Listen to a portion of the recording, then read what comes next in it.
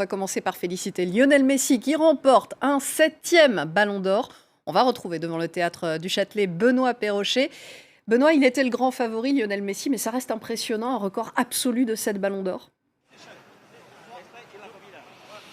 Oui, c'est un record absolu et il n'arrête pas d'en écrire des records et d'en battre des records. L'Argentin qui décroche donc son 7e Ballon d'Or. Cette annonce, elle a été accueillie par une véritable clameur ici, par les quelques centaines de supporters qui se sont massés aux abords du théâtre du Châtelet. Hormis en 2018, Lionel Messi a été à chaque fois sur le podium du Ballon d'Or depuis 2007. Alors s'il n'y avait pas de favori naturel cette année, il se détachait un petit peu du lot. Pourquoi? Tout simplement parce qu'il a remporté cette année pour la première fois de sa carrière la Copa América avec l'Albiceleste, sa sélection argentine, meilleur buteur en Liga la saison passée, même s'il n'a pas brillé, il faut le dire, avec les Blaugrana l'an dernier.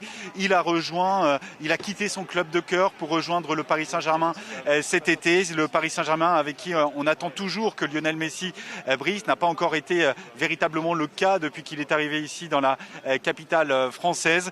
Si Lionel Messi est sacré ce soir, eh bien, c'est tout simplement la première fois que le PSG aura dans son effectif un Ballon d'Or. Ça n'était jamais arrivé dans l'histoire du Paris Saint-Germain jusque-là et on en sait maintenant un petit peu plus, même complètement sur le top 10 de ce Ballon d'Or, puisque Lionel Messi est sacré devant Robert Lewandowski, le Polonais, et Jorginho, l'Italien qui a été sacré avec la Nazionale lors de l'Euro l'été dernier, qui a remporté également la Ligue des Champions avec Chelsea. Karim Benzema au pied du podium, c'est sans doute l'une des raisons qui peut expliquer son absence ce soir. Un petit peu de déception sans doute pour l'attaquant du Real Madrid. N'Golo Kanté termine lui 5e, Cristiano Ronaldo 6e, Mohamed Salah 7e, De Bruyne 8e, Mbappé 9e. C'est-à-dire qu'il y a 3 Français dans le top 10 de ce Ballon d'Or 2021.